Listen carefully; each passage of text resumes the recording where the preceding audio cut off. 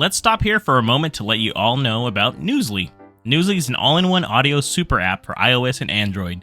It picks up the most trending articles on the web on topics you choose at any given moment and reads them to you in a natural human voice. For the first time ever, the entire web becomes listenable, all in one place. Browse articles from topics you choose and start playing. You can follow any topic as specific as you like, from sports, tech, business, science, Bitcoin, or heck, even the Kardashians. Newsly will find you the latest articles and read them to you aloud. They even have digital radio. Did we mention they also have podcasts from over 80 countries? Well, they do, and guess what? The Movie Pals podcast is there too. I started using Newsly as my default podcast player, and I can't think of ever going back. Download and use Newsly for free now from www.newsly.me or from the link in our description.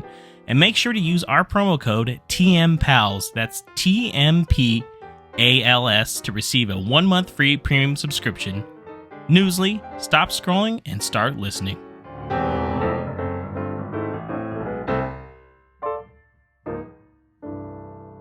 Hey everybody, this is James, Marco, and Nabil. And this is the Movie Pals podcast number 161. Today, as you can tell from our intro, we are missing Mikey. He's not feeling well, so... Or either that, or once again, I don't know. Maybe he's gone missing. Who knows? But he was doing some of the goofies over the weekend. We're down a power. He got a real blinky problem, if you know what I mean. So we're going to be going into... we have a main review of the new Martin Scorsese film, Killers of the Flower Moon. But we are also going to just be going over what we have been watching. We're bringing back a little topic of the week for that one this week. So, just in time for the holiday season of Halloween. So without further ado, let's get into what we're watching. Hey, what you watching? All right, guys. So it's been a while. Marco, Nabil. Well, I think one of you guys missed the last time we even did this, I want to say. It was me. Oh, there you go. It was me. He's like, I'm the problem. It's me. I did.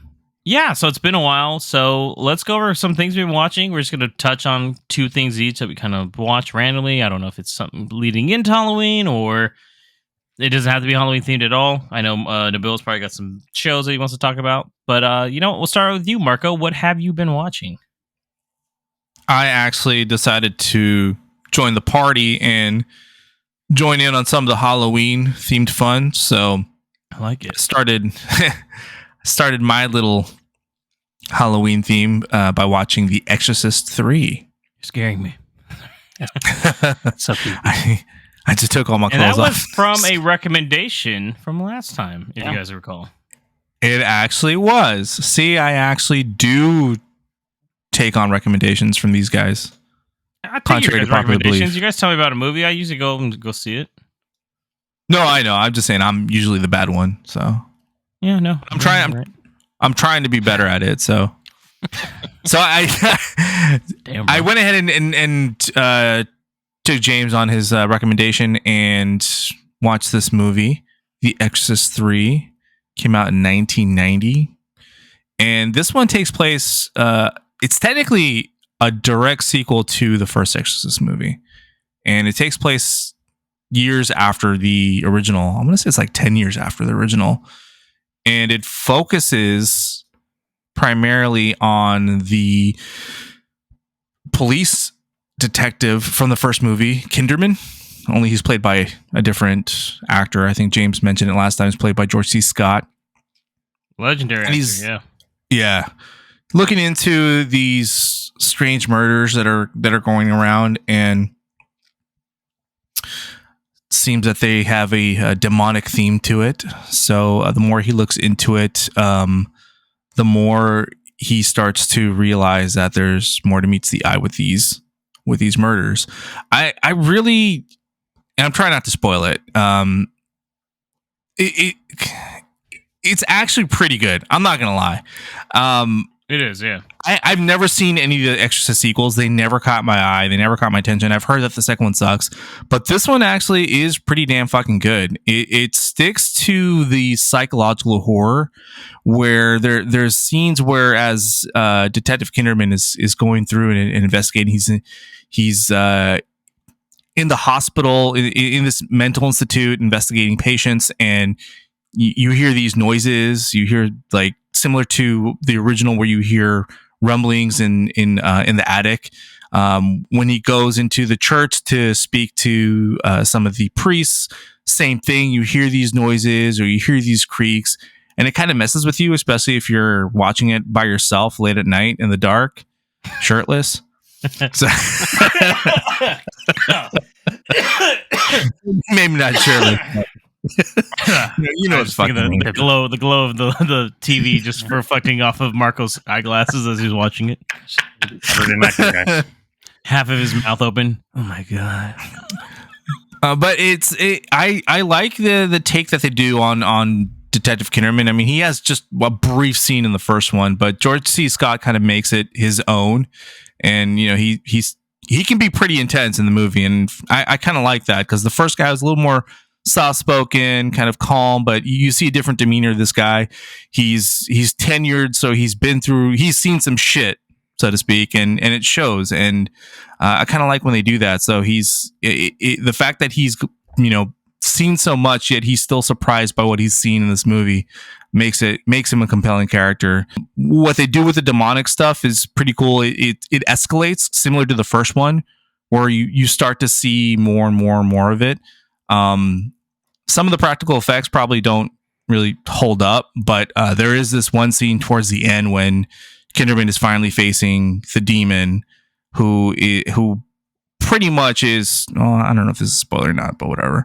It pretty much is the serial killer named the Gemini Killer that's been possessed, and he's like confronting this thing, and it the whole exorcism kind of takes a brief moment, but it's pretty fucking intense, and a lot of fucked up shit happens. Like I think those effects still hold up, and it's still pretty freaky. So overall, I think that if you're a fan of The Exorcist or psychological thrillers, I think you might like this one. I gotta bring in the most famous scene is that hallway scene, right?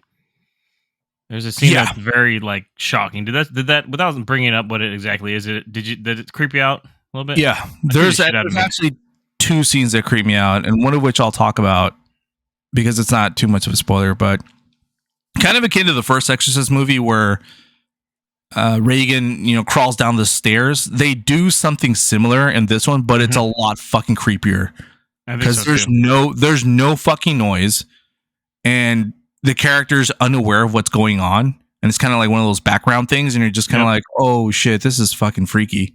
And the thing is, like, especially if you've never seen this before, you don't know what's going to happen. You don't know, like, you just don't know. You're just watching this take place, and you're like, fuck, is shit about to go down right now? So I think that it does really good with its scares and creep factor. Nice. Yeah, I would. George C. Scott didn't do a lot of horror films, obviously.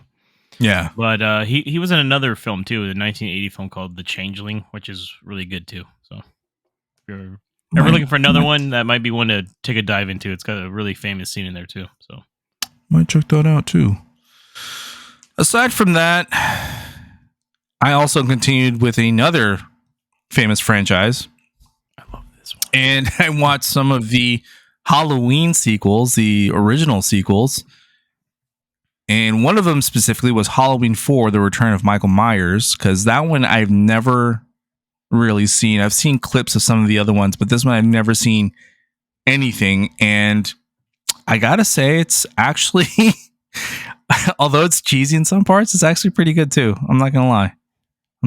This one also takes place 10 years after the original massacre. And I mean, spoilers if you've never seen like the original franchise or anything, because there's no real way around it. But they kind of go into this whole Laurie is actually related to Michael Myers type thing, and she's actually his sister. So this takes place years later. Yeah, that's right.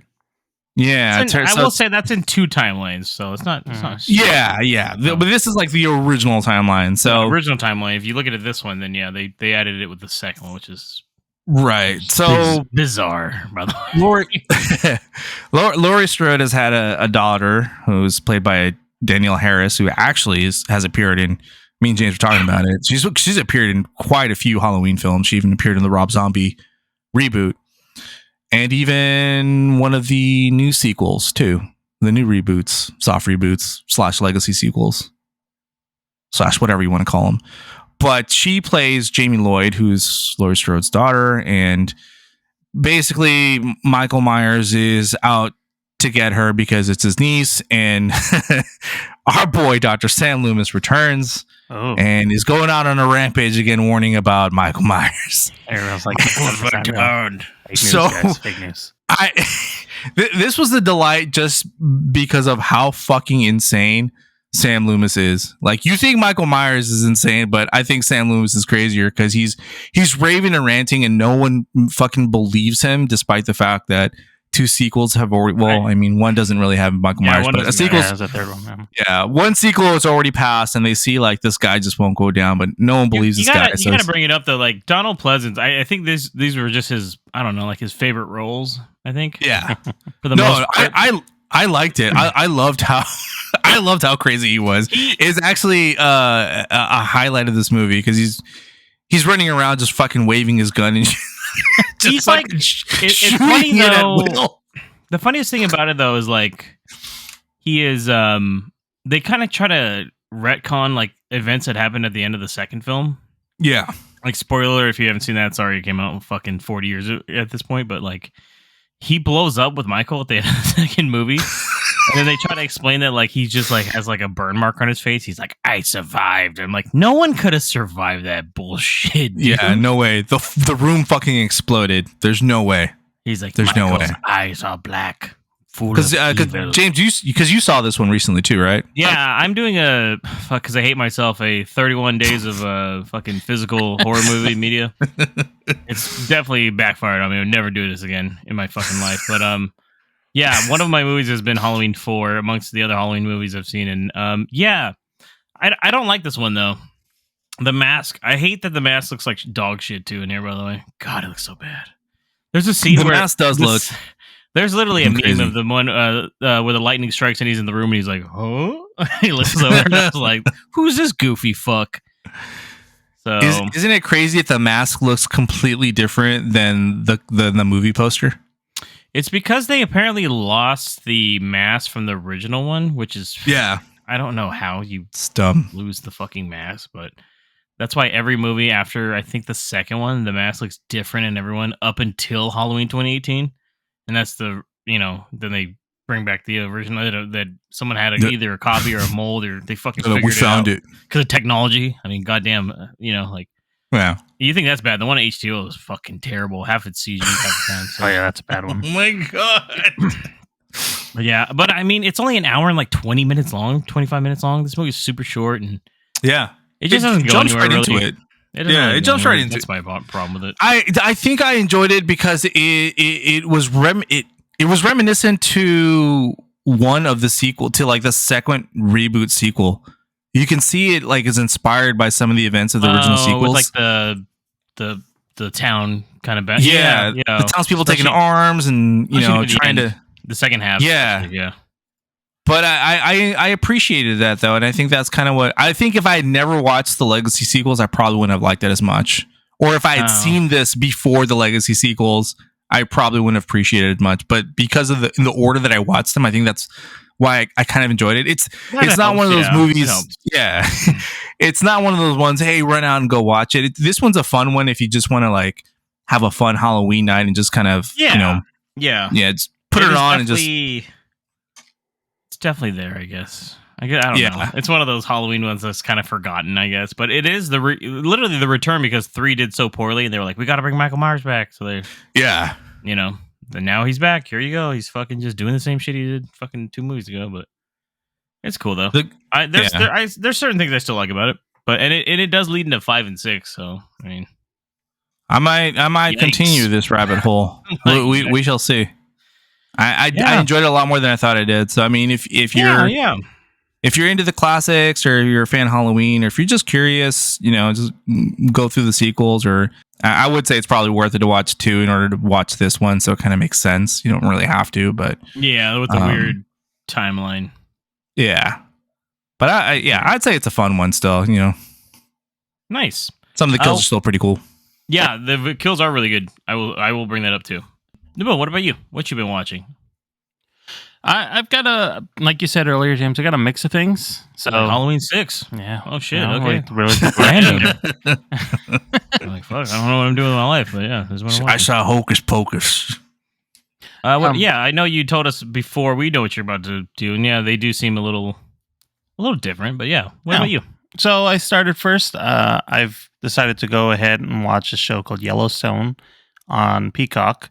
I don't know if you guys have heard of it. I feel like Oh yeah, no, I've definitely heard Yeah, it. My parents it's- are huge fans, and they've watched every single spinoff. So yeah, there's Jesus quite. Christ. But apparently, at a certain point, I don't know if it still is, but it was like one of the highest like watched It's television like one of the shows. number one shows on television right now. Which I think is nuts because there were like 5 seasons in, and I'd only heard about it like beginning of this year. I was like, what is Oh really? Yeah, it's been around for a while. So yeah, it's got Kevin Costner in it, which is cool. And it's basically he's got a ranch out in Montana, and he's got a lot of power in this community, and people are trying to take his land, and dethrone him. Some people would call it kind of like country Succession, if you've ever seen Succession. I don't know if I'd kind of call it that, but those are the comparisons that I've seen. But it's a very I'm only in the second season now, and I gotta say it's actually pretty entertaining. Kind of going in through it, like it's not the most high stakes, deep, prolific kind of show, but it's enough for you to be like, I really want to see what they're gonna do next, and kind of keep going through it. So it's definitely like a bingeable worthy show, especially Yeah. kind of the nuances of like the fact that they're ranchers and they've got the cowboys. They're out on reservation land too up in Montana, so you get the perspective of both Native Americans and kind of these business people from the city, and then the folks in the country. Like you get to see little different aspects of everything. So not a lot of like momentum in the story. Like it's pretty much all, at least going into the second season, the drama is still around. I'm losing my ranch and my kids are shit, and I don't have enough support to help me keep this land, kind of thing. So that's as far as it's kind of gone, going halfway into the second season. But it is kind of a fun watch, and I like seeing Kevin Costner being old and also an asshole to a bunch of younger folks. So that's fun. These goddamn kids. Basically, When does Kal-El show up and he starts talking to him, telling him back in the ranch? Just kidding. He's like, no. That's the last episode where he gets caught up in a tornado and He said no. So dumb. So yeah, that's one of the new shows I've been watching. And like I said, I've only been in the second Yeah. season, so I don't. Like I said, my parents Your absolutely parents are love watching, it. right? Yeah. The second half of the last season, I think, is about to come out either soonish or beginning of the next year. Yeah, so they're gonna it's gonna be the start final one for that. But then they have like I said, they got like They 3 got a spin-offs. spin-off. They got one with Harrison Ford, I think. Yep, and that's then still 1923, then 18 something. Yeah. And Matthew Oh, McConaughey those are the just- spin-offs from that one. Mhm. Yeah, then Matthew McConaughey just got done filming his spin-off, I think. So Shit, okay. there you go. It's written by what's his name? Guy that did Tulsa King and also every Right. fucking Paramount Plus fucking show, basically. Like he did what was Mayor the other Kingston? one? Sicario, like Oh, okay. same writer. So Yeah. I believe Hell or High Water, same guy. So if you like those kind of movies, I'd say this show's right up that alley. I mean, the shots are good. That now that you say that, especially since a lot of those films are they kind of all are themed very similar. they're very similar. Yeah. Like it is a very you go. I think you've been there before, right? You've been to Montana before, James. I think, I right? sure have. Yeah, and I don't know. have. I can't speak to everything that you've seen, but I feel like what they show, it makes me feel like it's a very beautiful place. I'd want to kind of go and see just from the landscape. Yeah, like the outdoors areas apparently are really nice. So yeah, and they shoot that But- really well. I think. where I was at was very much like the Urban. college city town. Mm-hmm. So in Missoula, so it was okay.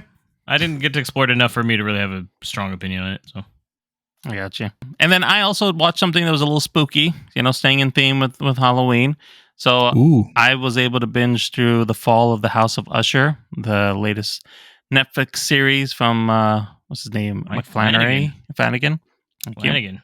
Great show. It's about two siblings that build a family dynasty, and somehow or for some reason their empire is slowly collapsing. It's got a lot of the same characters and actors from his other shows, like Raul Cooley, Henry Thomas, Tanae Miller. They're all kind of back inside the show. It was fun. Just like the other ones, if you've enjoyed his shows, like I don't want to say anything because you'll end up spoiling it anyways. But just to say that every character in there gets basically a good episode dedicated to them. You get to get a little bit of time with their background. The main family members, Bruce Greenwood, who plays Roderick Usher, and Mary McDonnell, who plays Madeline Usher, they you get a lot of interesting background from them and their path over to being the heads of the families. So just that whole premise is really good. The twist at the end is entertaining. You kind of figure it out about, I think, Ooh. I'd say for me, I figured it out about halfway through. So James probably figures it out in the first episode, but Yeah, it's on What my the list. twist. I'm a big Mott Flanagan fan. I've seen every one of his movies. I've seen every one of his shows. I was Yeah. really mad last year when Midnight Club got canceled. But yeah, so it's on my list to watch again. So eventually I'll get to that show too, Nabil. So I know I've you heard good will. things though. I've heard good things. It's definitely a solid show, and I know I didn't get a chance to see the Midnight, was it Society, Midnight Club? I don't even know. Midnight Club. Midnight Club, yeah. That's so I'm the problem. I understand. That's why I didn't succeed. Just go back and watch it still. It's Yeah. still good. It's Yeah. really actually kind of a good drama too. I think I'm gonna check it out because we Yeah. definitely like his stuff, so I feel like it'll be a good one. Yeah, what has he done? Haunting Hill House, Haunting of Bly Manor, Midnight Mass, Midnight Club, and now this. Yeah. Show wise, I mean, even movie wise, he's really good. So I don't know. He made a sequel to Ouija that Ouija's Origins or something like that, which is Yeah, you like that series? really if fucking I remember good. correctly, yeah. No, not the original one. The his the one, sequel one more. Yeah, Doctor Sleep, Gerald's Game. Gerald's All the movies. Yeah. I need to catch up on his shows though. You saw Midnight Mass, right? I started and I didn't finish it. I think I saw episodes 1 and 2, so that's going to be on my list for sure. Every one of his shows, Midnight Mass, Midnight Club, both of them, like, man, they just end. They tear your fucking heart out, man. Like, fuck. It was Yeah. a very different twist too, Midnight Mass. I did not see it coming at all. Oh, I see. That's the one I picked up on. I was like, are these guys blah blah blah? Sounds like son of a bitch. Yeah, I might finish that for the Halloweens. We'll see. Yeah, I would recommend it. It's this shit's just good, man. What about you? Anything else? No. Oh, just me now. Yeah. I've been watching a lot of random horror films, as you guys know, because I'm doing this my little marathon thing here. Marky is doing it too, but he can just see it wherever he wants. So it's easy. Mine have to be at home, and I guess I didn't think that through the He whole set himself some parameters that just made it that much more challenging. Yeah, I was like, how about I challenge myself because I have so much fucking physical motor? And then watching it now, I'm like, oh no. James is a bit I like of to a just watch shit at my own pace. just a little So, bit. I guess. I'm going to talk about 2 movies though that kind of stood out for me. One of them's like kind of a personal favorite of mine. I just haven't seen it in so long. It's 2007's Vacancy. I don't know if you guys have ever seen this one. Great film. Yeah, I've it's not. got kind of a Hitchcock feel to it. Tell you the truth, Right. That's how I kind of describe it in my little review. But it stars Luke Wilson and Kate Beckinsale as like a tumultuous couple with this kind of like they're lost basically. Let's just say that without spoiling much. And they stop at a motel for the night because it's getting too late, and they stay there. And it's ran by this kind of creepy guy, and nobody else appears to really be staying in this motel in the middle of nowhere, except for them. But soon enough, they're in their room and they hear banging on the door, and they open the door, no one's there, and somebody is obviously kind of like fucking around with them, and it's kind of like, I wonder who that is. And then they realize, that things have been left in this room, which is disgusting, and there's like a VHS, and they find out like people have been doing like shooting snuff films and stuff in this place, and they're trying to escape, and they soon realize they are being terrorized by 2 or 3 different guys. So it's a pretty short film. It's actually really good. Like I was talking, the tension buildup in this movie reminds me of like a Hitchcock movie, which is really cool. So if you're really into like, I'm trying to think, like almost like a Rear Window kind of feel to it, but more intense, obviously. Yeah. I would say it's funny because I think Luke Wilson's in The Strangers, right? First one? Yeah, he's it's funny. or husband or whatever. Yeah, it's kind of like that too, a little bit like Home Invasion, but it's in a different kind of. Which I think he did The Strangers a few years after, I want to say, or close to this. It's around the same time. I can't remember though. He's like, I only do movies where people fuck with me in the middle of the night. Okay. He does good. Freaked out. It's pretty intense. I wouldn't say there's some little scares to it, but it's more just kind of like this could happen to anybody. It's more like a psychological almost thriller, a little bit, yeah. Leans there's into a lot of the thriller, obviously. There's some really good tense scenes, which is what I like in this. So, if you've never seen it, like I said, it came out, which is insane to say, but like 16 years ago at this point. So, so old now. I know. I saw this in theaters. I remember, so I was like, wow. No. I was like, I saw this movie in theaters. The movie that everybody really wants me to talk about, I guess, is this movie called Four Flies on Grey Velvet. Yes. Marco posted that. I reposted a post of mine on this on our socials if you haven't seen it, where it has a very kind of creepy title or cover to it all. Yeah, if you haven't seen this cover, you should need to check our IG page because please do. That shit's terrifying. Yeah, so this is a I don't know. I've just been getting into Dario Argento films a lot lately, which is fucking weird. It's the third or fourth one I've watched like this year alone. So I've been really getting into this Italian horror called Giallo. It's very specific on how the fuck it's shot. Like, I just let you know, it's not for everybody. I'm gonna tell you right now. Like a modern day film that's like a Giallo film. It would be like the movie that came out, Malignant. Like a year ago, I think. A year or two ago. Yeah. That's like an example of like a Giallo film, like fucking batshit crazy. There's always a mystery to it. Like you don't know who the murderer is till the end. Just a lot of first person shots and blah, blah, blah. But this movie was technically almost like lost in time, I guess. It's one of the more lesser known Argento films, but I actually really enjoyed this one. It's about, in a nutshell, a drummer on a band that one night accidentally kills somebody, and somebody takes a photo of him doing it and is blackmailing him that, like, hey, I can ruin your life. But the thing is, that person that took the film or shot him, like, he's been wearing a mask all the time. It's a mystery on who this person is. This person keeps popping up out of nowhere. Some very creepy scenes. So, like, in the middle of the night, have you ever thought about, like, you're like, you guys should probably walk through your living room at nighttime with the lights off because you know it from like the back of your hand, right? Like you don't really need the lights on to like make it to the kitchen or something. Like, well, what if someone was standing in the corner staring at you the whole time? And it's shit like that. It's creepy. Like, that's, terrifying. Or what if someone grabbed your arm suddenly while you're walking down the stairs, like just out of nowhere, and grabbed you and just it's James. Shit. he's wearing that mask from the movie too. It's like, what are you eating? Big stuff. But yeah, good film. Good tense moments. I had no idea who the killer was going to be till the last reveal, and I was like, oh shit, that makes sense though. Kind of hard to find though. I won't lie to you. This is a special edition one that I bought. Actually, it was only sold during Black Friday last year from Seven Films, but I don't know if there's a way to stream it. There might be. I'm not sure. I don't think there is. I'm not sure. Like I said, I just haven't looked it up. But it goes for kind of it's kind of pricey right now, but it's apparently they do this all the time, like special release, but then they usually release a movie again down the line. So if you can get a hold of it, of course, I would actually highly recommend it. I think it looks really good too. There's two versions of the movie on the disc. There's a director's cut that is, I don't think ever been seen until now. Or if it has been seen, it's once again a really rare print of it. And then there's the international English cut version of it. But fully in 4K, looks really good. Highly recommend it. It's like I said, first time watch for me, obviously, and I think this might be one of my favorite Argento films so far. So, oh wow, it does look interesting. That's cool. Yeah, or sounds interesting. The cover looks interesting too, and I've told James, man, I might want to borrow this one from you. Yeah, you definitely can. And what was that, Nabil?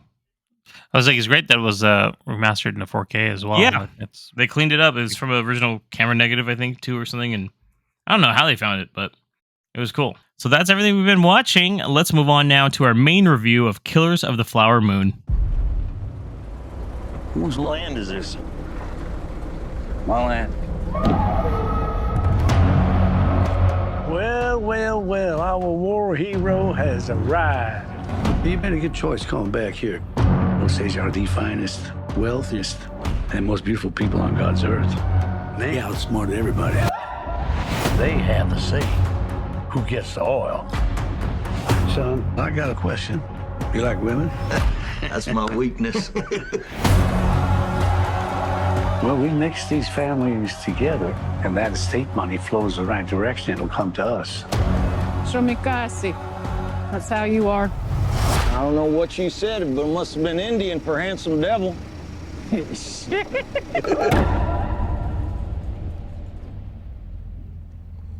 Why did you come here?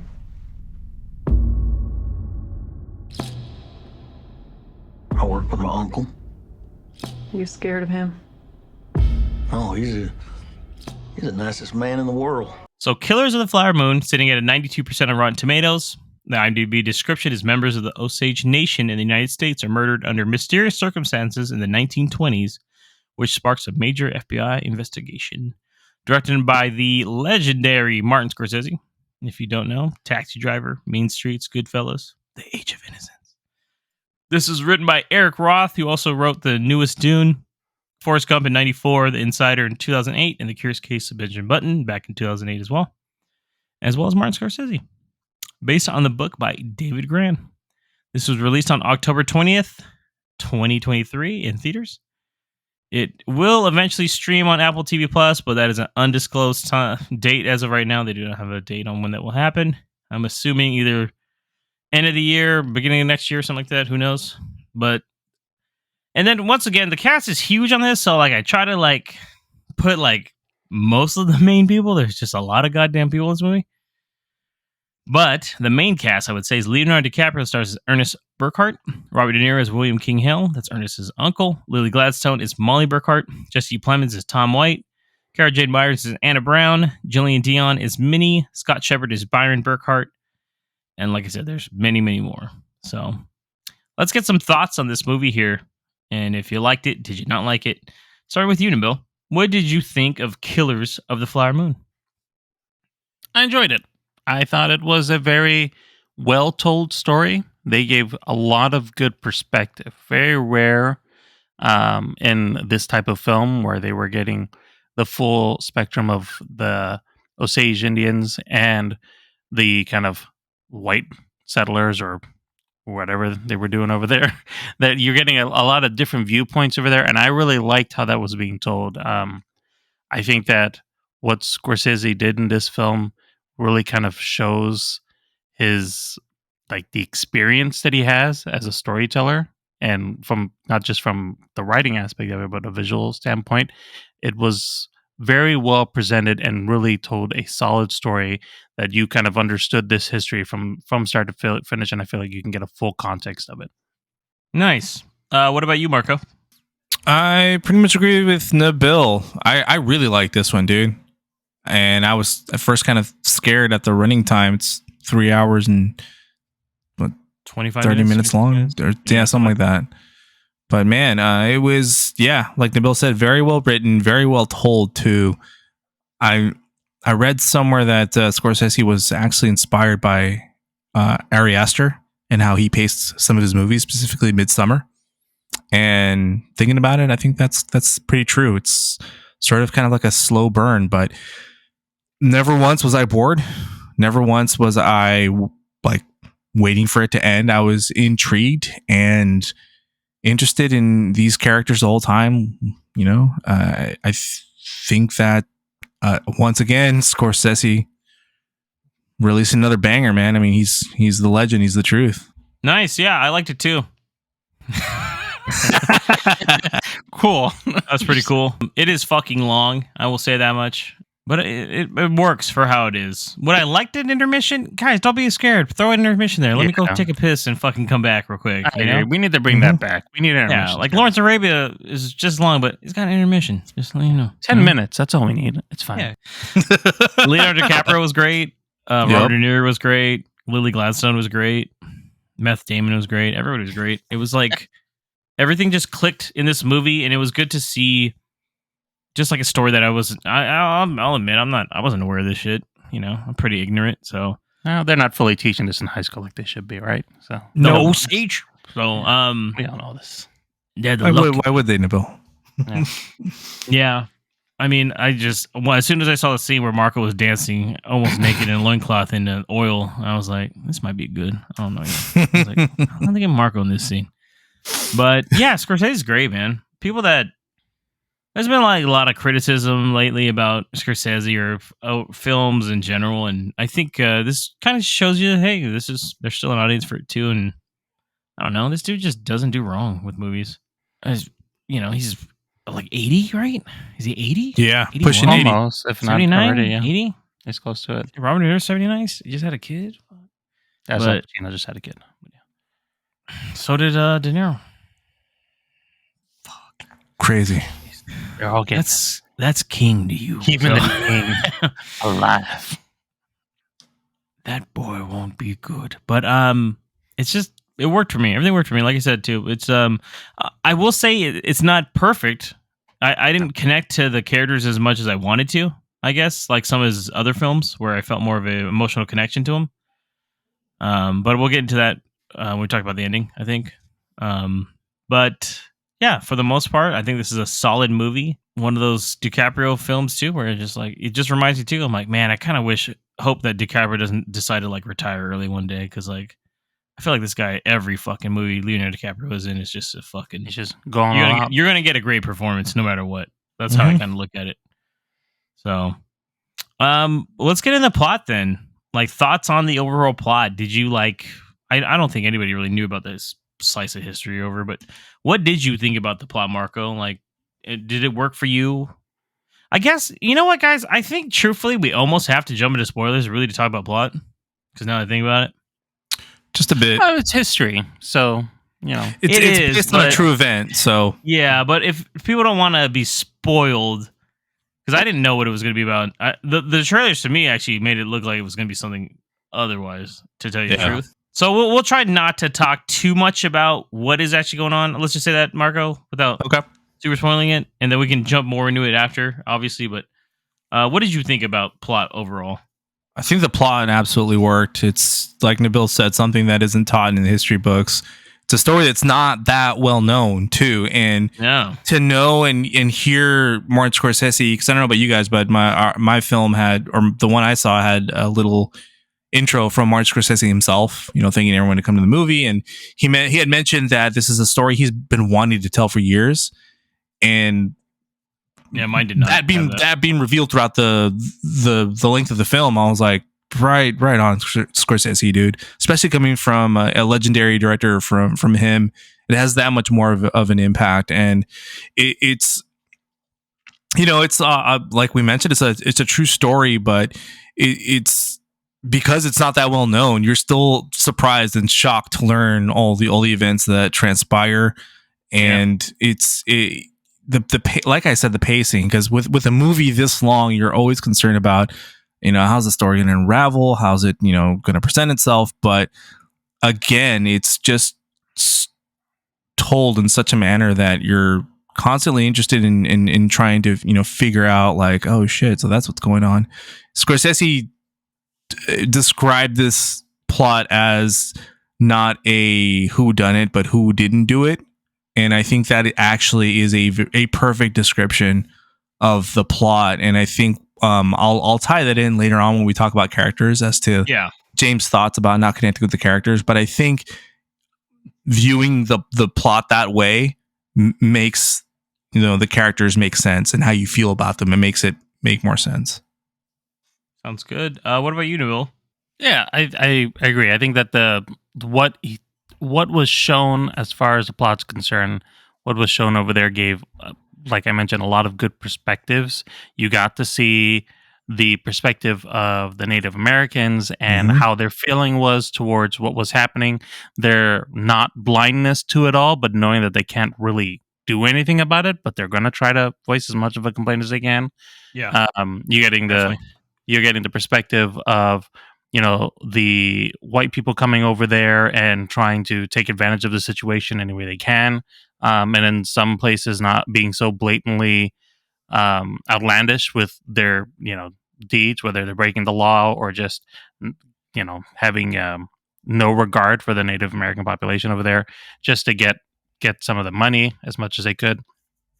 So you get, and then you get the people that are like actually they're a part of the community, but still two-timing everybody. Like you're getting all those fresh perspectives. You're getting the point of views.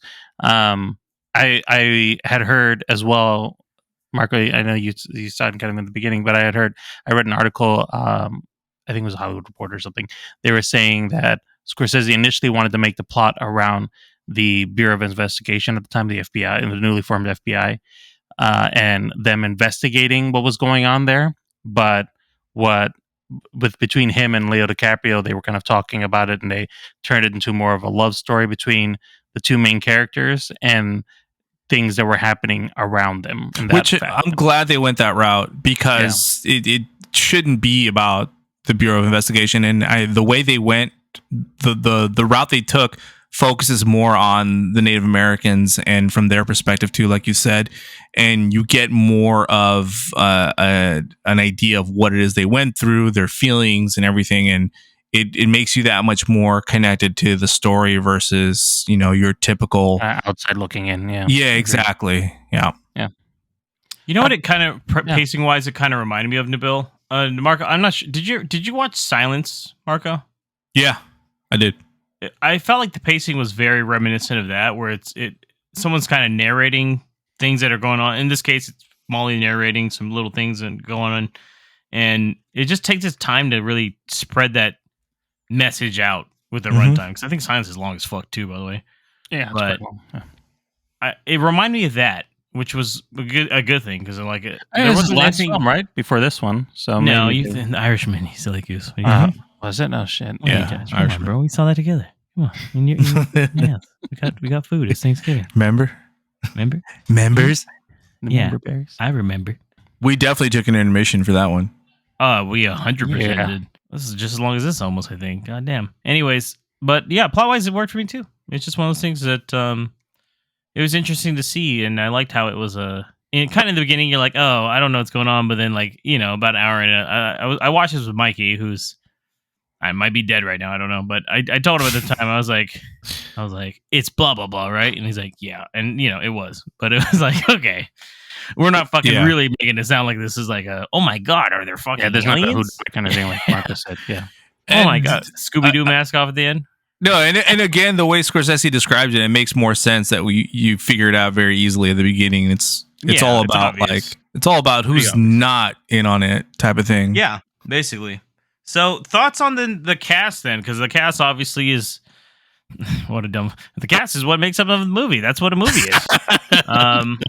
Fuck. Sorry. The more you know, ladies and gentlemen. Yeah, those are called actors and actresses. Some might just call them actors nowadays. What do you think about Leo there, Nabil?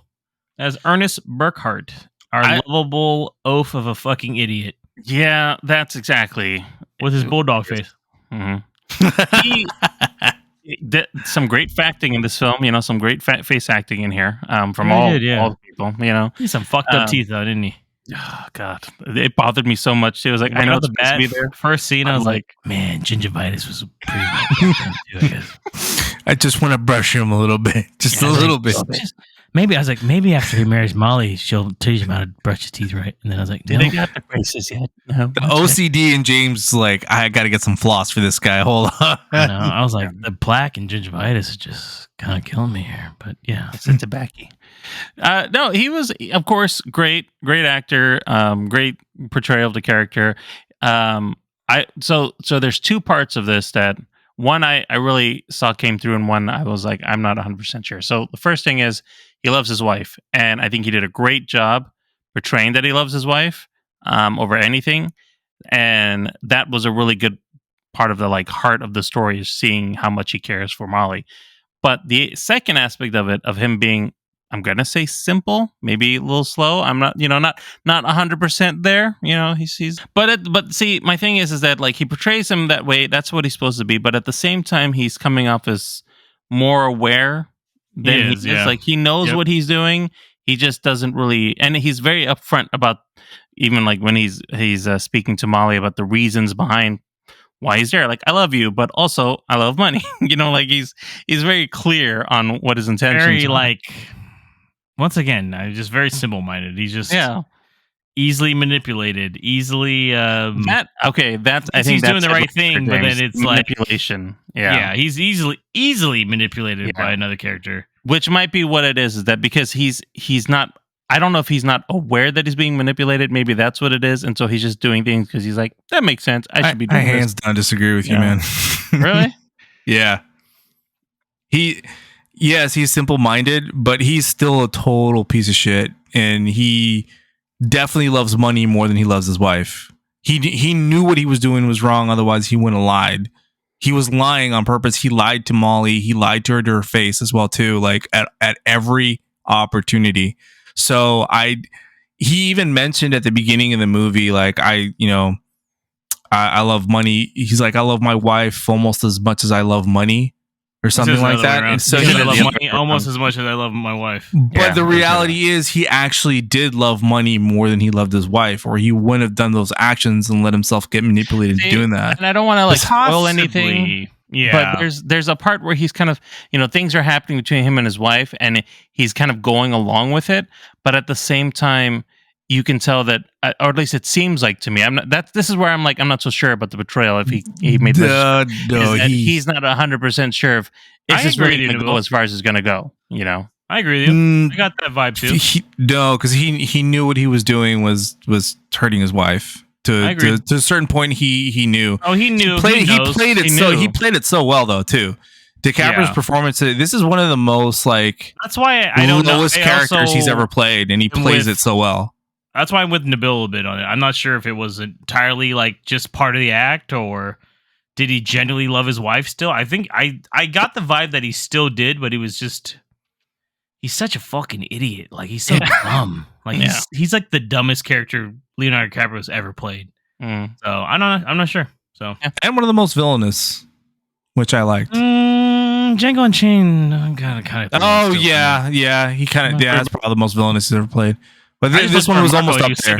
He was sipping out of a coconut. He's like, But this one was definitely almost up there for me, and I like that he can go from playing good guys and bad guys. Let's talk about an more evil person here, Robert De Niro as William King Hale.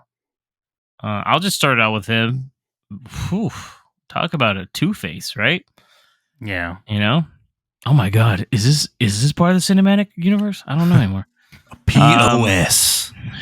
Yeah, this guy pretends to be friends with the Osage Nation, even knows their language, but it's all just to benefit himself, to get money back into his family, his true family. He has no real love for these people, but manipulates everyone, literally everyone. Mm-hmm. So callous about it too. Like, it's so thinly veiled. Yeah, no, I got those Cape Fear vibes again with him just sitting on that fucking fence. You know what I mean?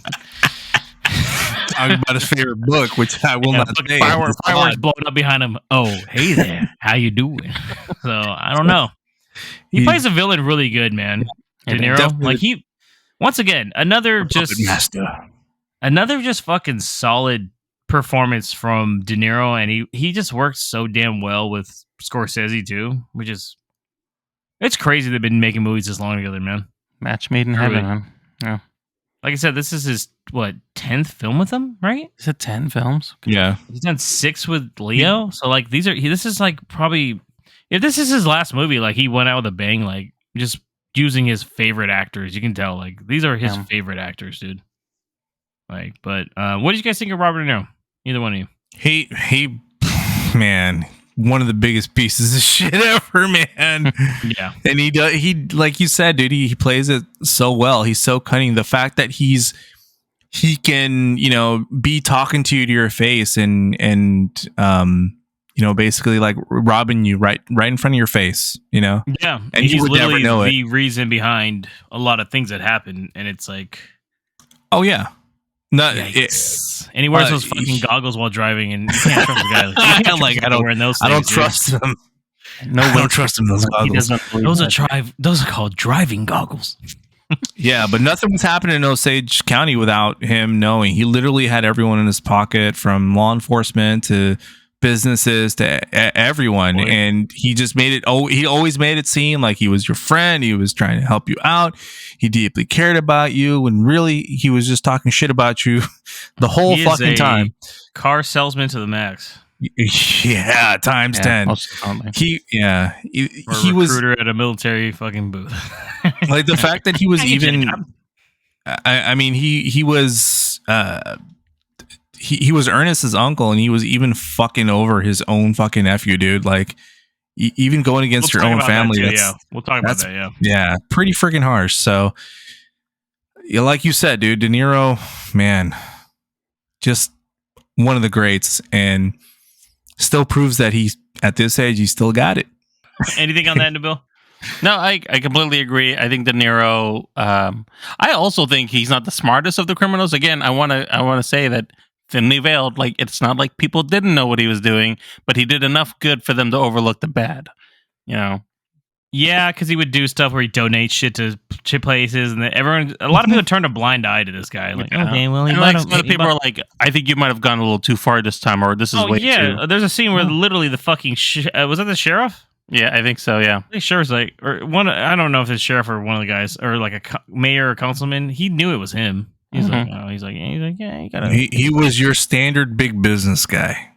Yeah, true. Have you ever seen Giant? James Dean film. It reminded me a lot of that, by the way, his character in general. I don't know if you guys ever seen that, but right on the top. What about Lily Gladstone? Molly Burkhart. What do you think about that, Nabil? I go back to saying, like, probably should win an Oscar for best facting, because her face said it all. She didn't have to say a lot of words, and I understood everything that was going on with that. Just the stare, the looks, just even the scenes where she knew that she was, or I should say he was trying to, Ernest Burkhart was trying to maybe get one up on her, and she kind of already knew and just kind of laughed at him a lot of times and called him a coyote. I think that those were like very telling things, like, I'm no fool, but I really like you and you're cute, so it's fine, you know? Like, handsome. I was like, yeah, your taste of terrible. I think she did great. I liked all the scenes that we had of her. Even when she was like getting really ill, like she's just that sometimes. Yeah, for the last half of it. Yeah. It was just, I don't know. She didn't have a lot of like dialogue, like I said, but just the scenes that she was in, she definitely like took ownership of that scene.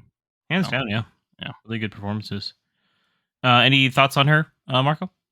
She was incredible. I agree with Nabil that her performance was very strong, especially for someone who hasn't done a lot. She was actually, before getting the casting call to this movie, she was about to switch careers because she had gone into a dry spell, and then she got an email saying that Scorsese wanted to have a Zoom call with her, and just on that call alone, he chose her right then and there.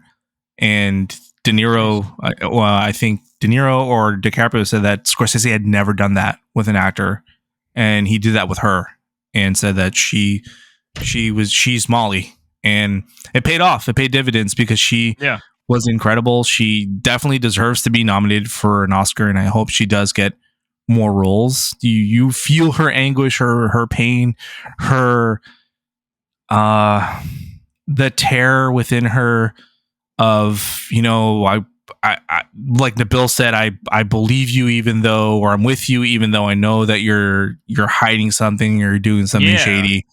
And he literally even says, like, just to add to that, Mark, like I wish there's a place where you just go and just wash away all the lies and just continue living together and like peace and shit. I was like, ooh, she knows, you know. Such a great line. Because, man, at some point we've all dated someone where we know they're not good for us, but you're still giving them that benefit of the fucking doubt every little bit of the way, and you're just like, fuck you mean, dude? Shit, dude. Say about my family. I was like, shit, man. I'm like, fuck, dude. I know that I've been there. I recently been there, and it's like you just keep doing it, but man, seeing her fall ill to the plots and the scheming of these people is also very, very painful to watch, and she does a good job. Like when she's feeling ill and stuff, I'm like, man, is that how Mikey's feeling right now? I don't know. God, but I hope he's okay and he listens later on. I know. But yeah, solid performance. She's good, man. I'm hoping she gets nominated. If not, that'd be a snub. It wouldn't be the first time the fucking Academy Awards didn't recognize people that are supposed to get nominated. I do wish that, like Nabil's saying, I wish she had more. Like, there's not one scene I could say that was like this scene. You know how we always do that, Nabil? Yeah, that's my problem with it, though. Yeah, I true. wanna Because most of them require like a dialogue or a It's gotta have monologue. at least a good I will one say- monologue, at least where you're like, damn, that hit me right here. I will say the scene that would probably sell it for me, where they're going At to the show end. it up on the wall, is at the very end when they're in the interview room. Yep. That's the only scene I can think of too. Yeah. I know exactly what you're talking about. Yes, Where Meth Damon is just staring at them too. He's like, I've been here. This is awkward. I don't know if I should be here, How guys. does Frito Lay's make a profit? Buy one get two free. That doesn't make any sense. If you guys have not seen Game Night, by the way, it's a a great phenomenal film. We did a review of it a couple years Great ago. film. Yeah. Let's get into So, did you guys have no issues with runtime at all? I'm gonna tell you right now, I almost pissed my pants. So I was fine. Surprisingly enough, I last usually 20? do run to the bathroom. I won't but lie. I did not. I looked at during the trial scene. I looked at Mikey and I was like, I might need to go like dip right now. You tell me what the fuck happened. I pissed right before the movie, and I pissed myself with my I was drink. gonna say his pants. I was like, I just let it go there, I guys. just let it go. No, Marco dude, said, I was drinking I a brought beer. Depends for a reason. I was drinking a beer, and I slow paced myself. And I was like, "This is gonna make me pee." I had a large Coca-Cola or no Pepsi Max. Sorry, Did you slam the whole thing in the first that? half of the movie? no, just I ate a whole medium popcorn in that, and I was like, kind of gotta go pee now. And then I was like, oh shit, there's an hour and 20 minutes left of the movie, and I was like, I don't know if I can do this. I'm getting old now, where it's harder for me to hold in like pee. And I was like, Yeah, that's my daily struggle. what was that? That's my daily struggle now. Oh yeah, so like I find myself more or less like I can't like even I remember like when what was it the last James Bond movie was long as fuck. Remember that? Yeah. I didn't make it through that whole movie. I had to go. Never fuck, Marco. Weren't you there? We saw it together. No, yeah. remember? I dipped. I was like, I gotta go, and I came back and hella shit happened. He's like, dude, hella shit happened. I was explained gone it to him. 5 fucking minutes, dude. Runtime, it is pretty long, but I don't really see.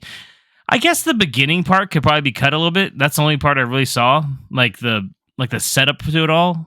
Kind of like, okay, Yeah. we get it, but There seems to be momentum once he actually starts. He meets when her. him and Molly get married, the Yeah. movie really starts. Really, is how I saw it. But like, I get it, but that took like almost 50 fucking minutes to get to. So I was like, oh, Yeah. that was kinda- At the same time, though, I don't see. No, it's necessary though. Yeah, I don't To- see anything to he could have cut. I was like, man, everything just it pays off. I don't know. Maybe some of the crimes early on could have probably been. I don't know. Some, but I'm glad that they showed it. That I'm glad that he showed as much detail of that as he could to really make it Yeah. have an impact. That's why I'm like- really. That's why I'm like, I don't have a huge issue with the run. Yeah. It is long. Don't get me wrong. It's fucking long. And most people, if you're gonna watch it at home, I'd probably say you can watch it in 2 halves. But Yeah, Definitely. it's for your own sanity. I do agree with you guys that they should bring intermissions back. I don't know why they don't Yeah. do that. Yeah. I don't see anything wrong with that at all. People will A be little welcome. intermission. We had cool. 2 long films Give me this that year. old school feeling, you know. Yeah. Mhm. What was the other long one? Oppenheimer. Yeah, that was pretty long too. Yeah. So, yeah. No, you're Just right. give us all a break. So I'm Nice. glad these fucking directors are flexing and showing. See, you can make really good long movies. Doesn't have to make the 2-hour mark. Let's rate this one so we can jump into the spoilers because there's some shit I want to talk about. So I've changed a little bit. Tell me what you rate it. Obviously, we're all going to recommend this, but what was the best thing in the movie? What was the worst thing in the movie? And how does this compare to other Scorsese films? Kind of a loaded question. I know that's more than one thing, but just Nabil, you go first. You seem like you understood the question. What would you? Marco's giving me a fucking face like he looks like fucking Jack Torrance from The Shining right now. I'm like, we'll come back to you after. Nabil, go for it. So I gave this a 4.5 stars out of 5. Most of it was just because of I was a bit confused with what Leo was trying to do with the simple-minded part of it. Jesus Christ. Okay. But for the most part, great film. So I definitely recommend it.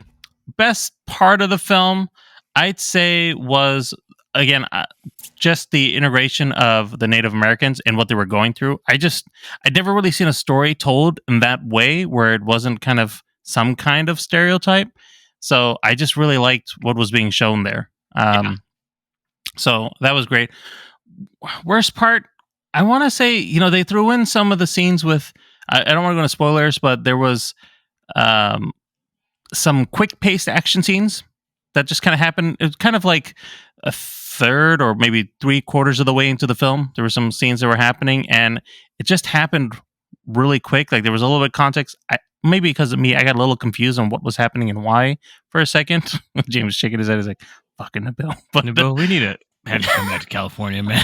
You're getting dumber every fucking But time. I was like, okay, this is. I was confused. Like, there's a character named Blackie. I was kind of confused between him and the guy that looked like Sam Elliott that I couldn't figure out. Buddy. So, sorry, everybody. Noah's gonna go rewatch the movie because apparently he didn't catch it for the first. I mean, he said he didn't fall asleep, but yeah, got a little lost He there. may But, have.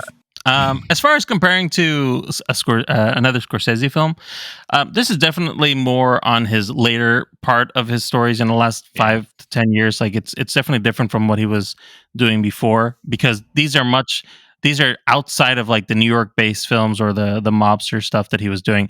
But I will say that he's still focusing on like I don't want to say like villains, but like terrible people. Yeah, like he's very good with those kind of characters where you can not overly dramatize or glamorize a terrible person, but really get the point across about, you know, the I don't know if I want to say satire, but like the version of this person is terrible and this is why, but we can kind of make him a bit human as well.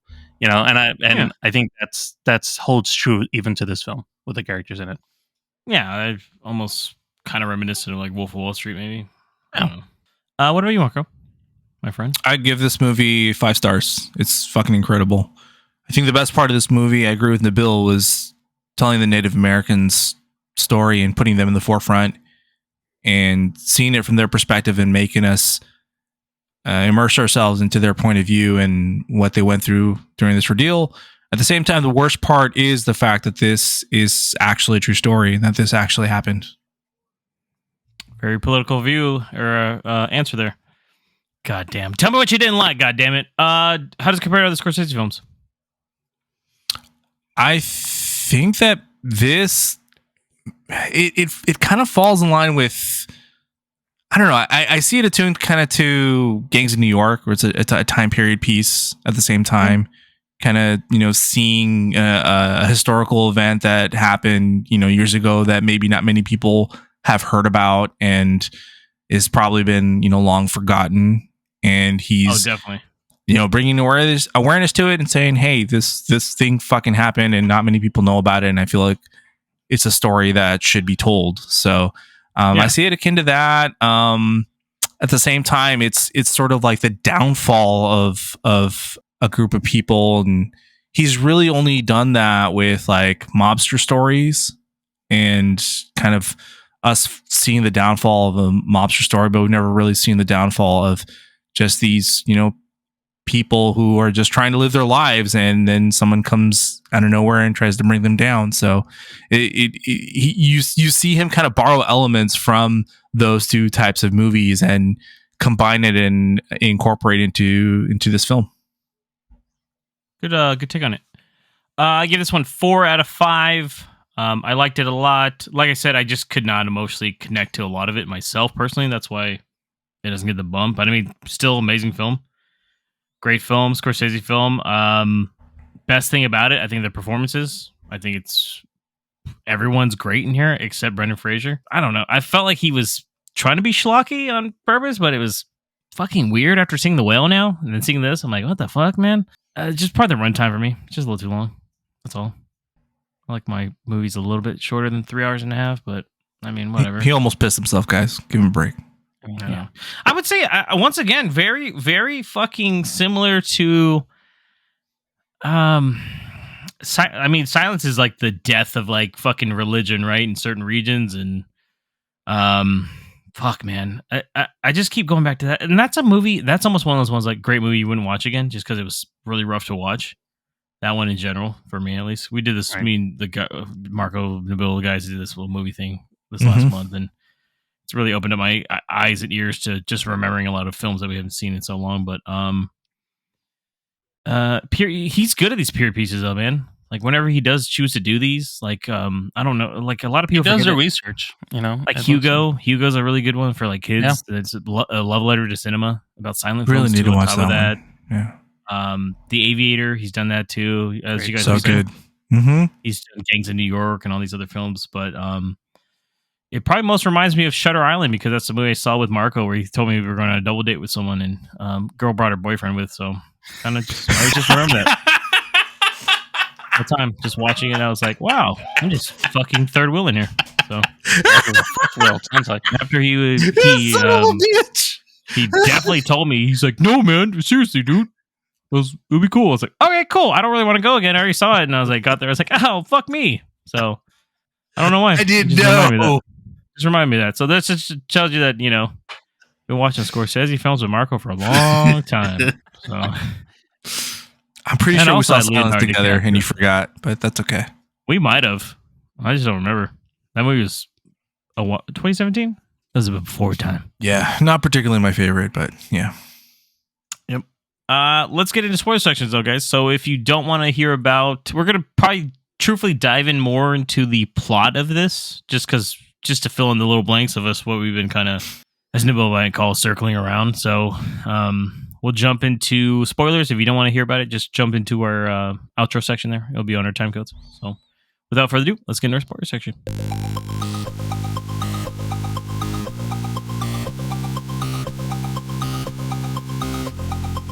So, I mean, even before we get into the trial, like opinions on trial, right?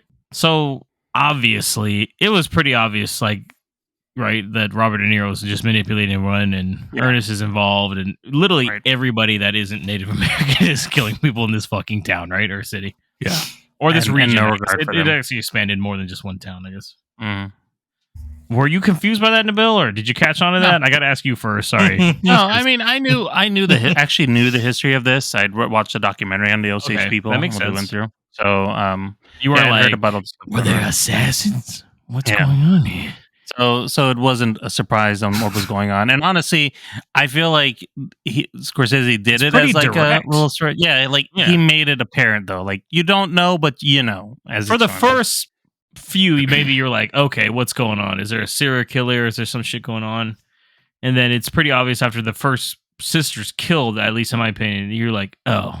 Yeah, because I the first definitely part know what he fucking kind of goes with his brother, but then they're like, oh no, but he dropped her off, and so you're like, okay, maybe it wasn't them, but maybe it was. You give it like, fool me once, shame on you. Fool me But then, twice. like after that, it's Shame like, on me. okay, no, somebody's doing something.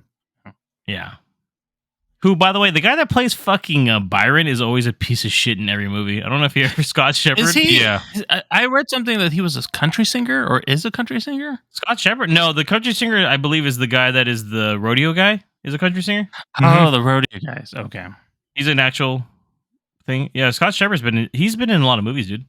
Yeah, I'd seen him before, and I was like, I don't think he's in country. No, I Okay. mean, he's in El Camino. I don't know if you remember that. Yeah. Breaking Bad, and then your favorite movie, Bridge of Spies. And of course, he was just recently in The Last of Us, the TV show. So Yeah, he played a real piece of shit in that one. shit in that one too. Oh yeah. Creepy eyes Well, and as shit. soon as I saw him, I said, I don't trust this guy. Right off the Already bat. on my radar. I know that's your Same. brother, but this guy his MO is getting hired to be pieces of shit on fucking movies and Yep. TV shows. I like their hats, though. I won't lie to you. I told my wife, I looked at her, said, "So you buying me a Stetson, or what's going on here? Can we get one? You're like, look at this dome. I ain't got no hair up here. A hat would compliment Keep it my warm." looks. Yeah, We are in the great state of Missouri, so Misery. get right in. okay. I mean, yeah, I just wanted to make sure that I thought it was pretty obvious. But Marco, what did you think about the trial? We get John Lithgow, Brendan Fraser showing up as practically cameos at this point as the two Litigators. Yeah. litigators, litigators for the trial, and they're total opposites of each other. But what'd you think about that? And what'd you think about Ernest's, downfall, I guess, with it? The trial actually went a lot shorter than I thought it would. I agree. But I understand why. I mean, that wasn't really like the focal point of the story. It's really like the events that led up to that, and I thought it was It's practically the climax. Exactly. And you still saw just how much power and influence Hale still had. I mean, for fuck's sake, his middle name's King. So, Why at first they said, I was like, did he say ring? I was like, holy shit, I gotta look this up. Because I won't lie to you guys, my dad told me he grew up pretty close to this area. Jeez. Oklahoma. Yeah. Didn't know that King was actually his name. So that was a nickname because he was the king of Osage country, right? Or because of the cattle. I was like, wow, what a me too. what Until a I son was of a like, no, bitch. that's his fucking like middle name, I guess, or whatever. Yeah, but it's a good way to show just how tough it was to bring this conspiracy into light because of just all the influence. I mean, you had him trying to tamper with witnesses, obviously, and convince Ernest, hey, don't testify, and he made him sign all his fucking belongings to him too. I'm like, Jesus, that dude. Scene And then where he beats him in the parking lot, he's like, Yeah. I need you to sign it, okay? and Matt Damon is just creeping. Yeah, Damon's He's just staring into the fucking mirror. reflection. He's like, oh, what do I have here? And dude, I swear to God, he had his dog from game night. He's just petting him. And then additionally, he had the whole townspeople and the sheriff's department trying to convince Ernest also not to testify. And I was like, damn, dude, like this, just no end to this. It wasn't necessarily the strongest part of the movie, but it still was interesting to see like how much of a steep hill the Osage people had to climb in order to finally expose these people. And even saying that, like them getting the FBI there was something where they had to pay an extraordinary amount to go to Washington DC to even be heard. Yeah, $25,000 back then. That's insane. Yeah. Even in today's money, that'd be a lot of fucking money, man. I mean, so I can only imagine. And as far as Ernest, damn, that scene, dude, where he's in the interrogation room. I know we talked about it earlier, but we didn't get to go into details with him and Molly. Oh, okay. At the end, I think that's the end now. Hold on to the ending. Hold on to the ending. Let's talk about it in a sec. Yeah, that was also pretty intense. Yeah. Well, I guess it's leading into it, but I was gonna just talk briefly, real quick, about just him getting caught and like how he was still, who is it? Is it Blackie that is there? He's talking to? It's Blackie, right? Yeah, and I'm it surprised just shows they gave you him alone time to talk. I know they left him They don't know alone. what they're doing, dude. They had fucking prisoners that were colluding together. They were staying in the same cell practically right across where they could easily talk every day. So I don't think the security was that tight. But I did feel bad for Ernest when they gave him the news about his daughter. Fantastic performance again. Only Leo can hit me in the feels like that. I was like, my God. Anyways, no, just So his scene with just getting interrogated, and he's talking to Blackie, and then I like that scene specifically because he thinks he's smart. Actually, did you notice that? Yep. But once again, that's a result of King like just bending his mind for the last decade or whatever. Because he's like, you got to use your brain, you fucking idiot. Blah blah. He's saying all this shit. It's the most outside of when he yells at Molly, where it is the herbal. We're telling her that the medicine doesn't work, which I thought was a good scene too, by the way. Well, he goes and tells them too, like, we've got a plan. He's like, me being in prison is the plan. Yeah. So with that being said, that scene itself just shows you that like, he's just so fucking stupid. Talk about the scene though, Marco, about Molly in the bill jump into with Molly's asking Leo at the end, like, hey, did you know you were poisoning me? Because throughout the time he'd been told by these two crooked doctors to start putting I think it's heroin inside of Molly's insulin shots, and which just puts her in what some of us might call a real goof troop of a moment. What do you think? It's my favorite scene of the movie. He lies, actually. by the way. Sorry, we got to reveal. She asks and he says no, but terrible liar again. Once again, right? He's still, that right there, my friends, is why I wholeheartedly disagree with you. Is to that end, he still could not tell her the fucking truth. Well, yeah, he didn't want to lose her, but at that point, it doesn't fucking matter. I feel like he was just ashamed too. Like he was so ashamed. It's just one of those like. I mean, he had already killed everything the rest of her family.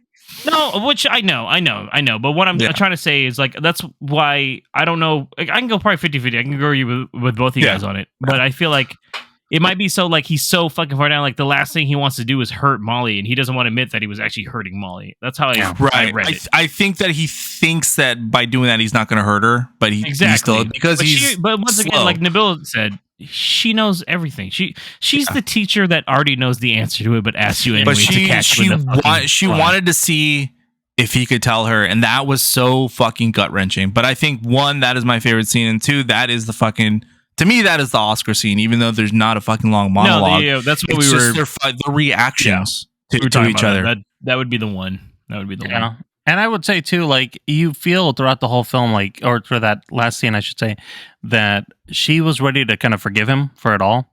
Yeah, until I think she still was the whole time. Yeah. up until that last part where he straight up lied to her and she knew, and she's like, no, that's it then. Mhm. If he was literally honest with her, I feel like she would have, Sleeves. And the meth Damon's still in the back, and it's kind of weird that he actually He's was like, there the whole this is- time, and you didn't really realize it. You're like, oh shit, he's been standing there the whole time. Breathing through the glass. No, I think at the very least, she still would have probably been in his life, you know? What did you guys think then of the radio kind of play ending? Did you like that? And then Scorsese shows up. He narrates the last part himself. He's literally in his own movie. He's been in his own movies before, by the way. This is not uncommon. Yeah, it's not the first time, yeah. He's a crazy. I always just remember in Taxi Driver, he's the fucking crazy guy that wants to kill his girlfriend in the back of the cab in the one scene. Like, whoa, buddy. So He looks at the camera. does he? I think so, I don't think yeah. he does. I think he's just being weird. He's just coked out of his mind. Eyebrows, get it? Yeah, he wants to coked out. He's on the goofs again. He's on the goofs, as we call it. I thought it was a little strange, but I get it. It's almost like it's the telling of it all at the end. Like it's reminiscent of like a radio play from the, I guess, 40s, 30s, 40s, right? Yeah, I'd say, throughout the film, A little weird for me, though. there's a little bit of commentary, right? They're all kind of talking about it. Mhm. So I guess it kind of plays into the very end where they're now talking. You're listening to a play, and then he's talking at you because somebody's kind of narrating a little bit of it out of just for no reason. Is it? I think- okay. It's basically replacing like cards that would show up at the end of a movie normally, Right. like or like a face of the person. They're like Molly was blah blah blah, da, da, da, and then- Yeah, I or think- Ernest did time in this, but was released and lived with his brother Bryson in a trailer park. Blah blah. blah. Right. Yeah. I think it's a combination of that, and also to show that we just saw the story unfold and just how huge Yeah. this conspiracy was, and all the events that transpired, all the deaths that happened, and basically years later it was reduced down to a footnote. Like that's basically That's true. how, and I think Scorsese narrating that bit just showed just how much more meaning the story had, and I liked the way that he read that part, and the tragedy of it all, how I feel like these it could've two just people been outlived the person that they ended up hurting. Yeah. I feel like it could have just been a placard card at the end, black and white, and it would have hit harder for me, an emotional level. Like Molly lived her life out and never once again. Like you didn't have the ring. Like okay, I would have like holy shit. You know what I mean? Like fuck. That's fucked True, up. but it has, This was it has a more weird. of This an was a impact. weird style choice, is what I'm trying to get at. I thought it was a little Right. strange. Right, but was like, overall, I think I I still think it had a bigger impact with Scorsese himself reading that bit at Oh the yeah, end. no, definitely. There's a reason he inserted himself in his own movie. Mhm. Any other things you guys want to talk about, spoiler wise, that you want to bring up on this epic Martin Scorsese film? Do you want to see? He says he might have one more in him, guys. I'd see another film of his for sure. Oh yeah, no. Yeah, keep cranking it out, buddy. Thanks, guys. That's the end of the podcast. Thank you for listening. All the likes and reviews. Marco, let them know how they can reach us. Listen and follow us on your favorite podcast service. Trust us, we're on all of them. For a quick link to all our socials, visit linktree/moviepalspod. That's linktr.ee/moviepalspod. Thank you, and make sure to smash that subscribe button so you never miss an episode. And if anybody has noticed, we do have some new profile pictures and logos here. Marco, let me know where we got those from. Huge shout out to our good friend Alex Bassa at Alex Bassa Creative. If you are looking for a logo for your social media, your podcast, or any other creative project you're a part of, please hit him up. You can contact him at alexbassacreative@gmail.com. That's ALEXBASA creative@gmail.com. Make sure you let them know that the Movie Pals referred you. Make sure to also stay tuned for our next episode, episode number 162, where we will be doing a marathon of the Hunger Games films. Well, at least up until this far. Very nice. Looking forward to that. I don't think we've done a marathon in a while, guys. Last time I checked. It's been a minute. Thank you, guys. Appreciate that. So until next time, this is James. Marco? And Nabil. Have a great one.